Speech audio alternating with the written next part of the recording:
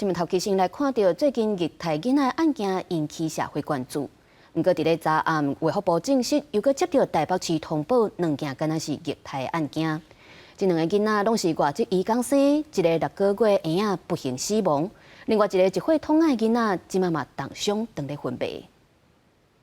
最近一系查甫囡仔和女母虐待到死，引起大家对社工甲幼儿照顾的讨论。无想到讲，卫福部昨暗过证实，有接到台北市通报2件疑似重大儿童虐待事件，一死一重伤，分别是6个月的查甫婴仔，老母是外籍移工，经过关爱之家转介病院急救了不幸死亡。另外一件是桃园一系2个月的查某婴仔人昏去，老母是外籍的逃走移工，找关爱之家协助送病院，生命 现象稳定，不过身躯顶真侪所在乌青，2个囡仔拢敢若感染诺罗病毒。这些妇女她一怀孕，她很担心就被遣返，没有钱赚，市场很大，价钱又比较高，所以大家都到后来就选择我跑掉好了。在台北市文山区的关爱之家，长年以来拢提供外籍6岁妇女移工加无国籍的阿囡仔一个大的所在。 不过几多年前，也捌发生过超收人数加防疫死角的证据。 这么个传出不幸的事件，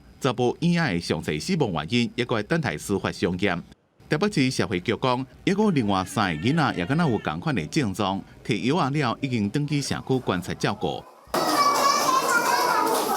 卫福部伫咧15都开线出用儿童被虐待到死的事件检讨会议。 社会安全网是毋是紧密连接，抑个有待检验。卫福部表示，这2个3岁以下囡仔一死一伤，究竟是被虐待，还是有其他的疾病，拢也该调查才会当知影。已经要求台北市赶紧开检讨会，但报告送到中央，这个评估是毋是要提送到中大儿童虐待检讨会议讨论？